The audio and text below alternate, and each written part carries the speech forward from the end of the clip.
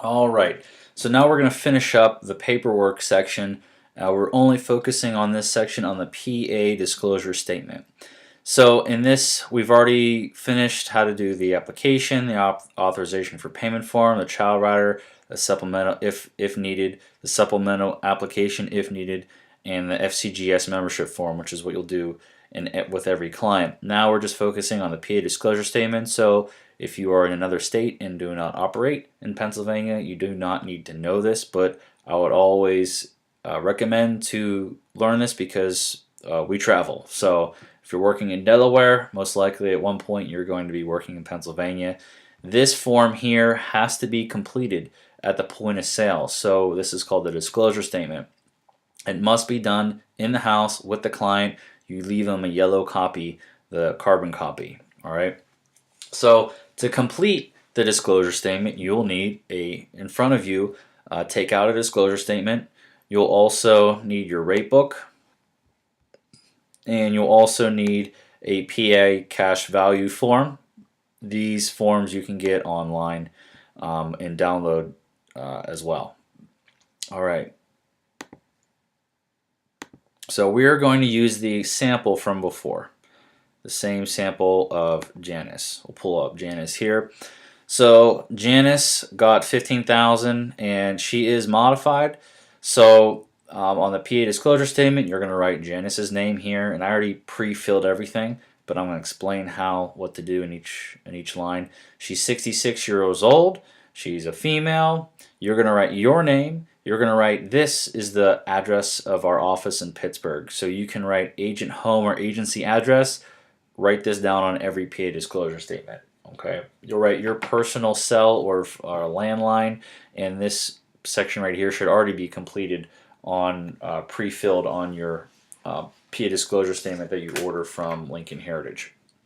So description, title of coverage. Well, she got a modified plan, so we're gonna write modified right here, and that would be you check off modified on the application. Okay, so write modified. She got 15,000, so we're gonna write 15,000 for coverage amount. All right. She did get some AD&D coverage as well. She had 5 units. This whole package is 5 units, which costs $5 in her case. So 5 units of AD&D. AD&D right here on the final expense application. When you're in house with the client, you're gonna have all these papers in front of you. AD&D, check off yes, 5 units. All right, and you write 5 units right here where it says face amount of coverage. AD&D, that's the writer. Writer, AD&D writer, yes, 5 units. AD&D writer, 5 units. Okay, now I'm going to need you to open up your rate book. So we're going to get the rate book open here. Okay, now we have to make some calculations. So it's the same calculations that you use to make a monthly payment. Even though Janice here is paying month to month, we calculate this as if she would be paying for the whole year. And what you'll notice that the numbers don't match up. If Janice is paying, let's say, $100 a month for 12 months, that's going to be $1,200. But on the annual premium, it'll be a little bit less because when you calculate anything annually, there is a discount included. It is cheaper. Okay, it's the same formula, only you're using annual numbers times the face plus the annual AD&D plus the $36 app fee. That's $36 because it's $3 per month for 12 months. So 3 times 12 is 36. Pretty simple math there. So we're going to find out right here how to calculate her annual premium. So you're going to go to your rate book. You're going to scroll down to, she's modified, so we have to go to the modified section of your rate book, go to her age.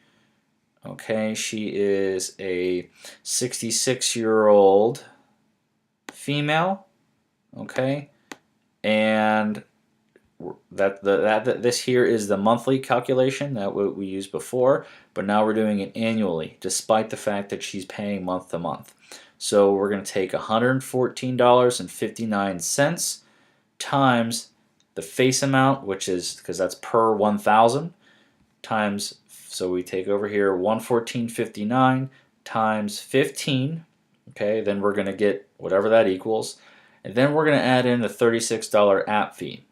So when you're making your calculation, this here is the number you should get, $1,754.85. What the disclosure statement does, it breaks down the coverage amounts for her whole life insurance and for the riders. Now we're going to have to calculate how much the rider is going to cost, which is a very simple process. You don't even have to make any calculations. So you scroll up here. She got a modified plan, so we're going to look in this column. And she received 5 units. She's between the ages of 0 and 70, so 5 units for the year. We're looking at the year right here. 5 units for the year is going to cost $58.80. So you write $58.80 right there. That's how much her AD&D coverage costs for the year. And so you take that number plus the $58.80 and you should get $1,813.65. That's the calculation that you're going to do when you're in the house with the client.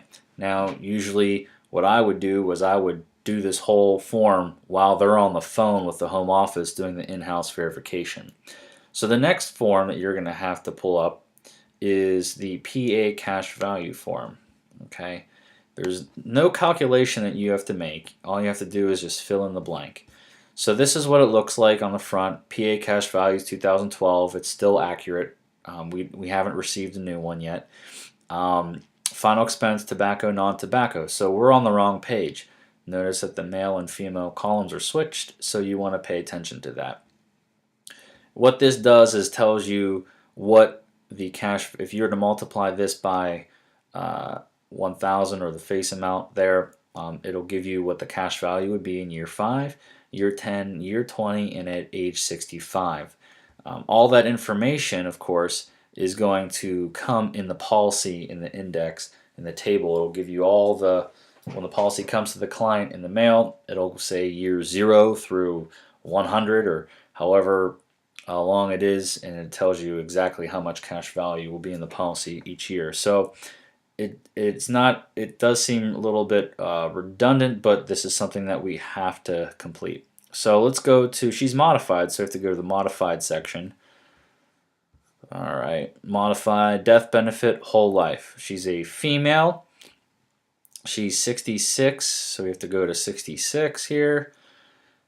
And in year 5, the figure that we would put there would be 104.20. So that's what you're going to put right here, 104.20. Year 10, 244.73. So 244.73 is what you're going to put right there in year 10. Year 20 would be, scrolling over, 521.87. 521.87. And because she's over 65, we don't have to put anything there. So it's not applicable.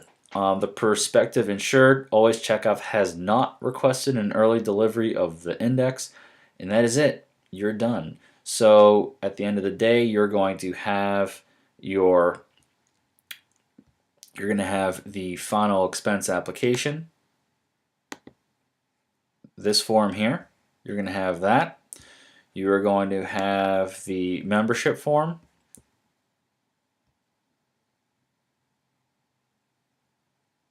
If I can find it, well, right here, the membership form. The next form you're going to have is the payment form, which is right here. And then if there's a child rider, have a child rider form as well. And the supplemental application, this is a complete finished policy, the supplemental application, only if it's 20,000 or more. All right. And last but not least, the PA disclosure statement, which is the form that we just completed. So those are all the forms. This form here has a carbon copy that you're going to leave with the client, and the disclosure statement has a carbon copy that you're going to leave with the client. And that is it. So I hope this was very helpful for you, and Please feel free to ask any questions and always reach out. That's how we grow in this business.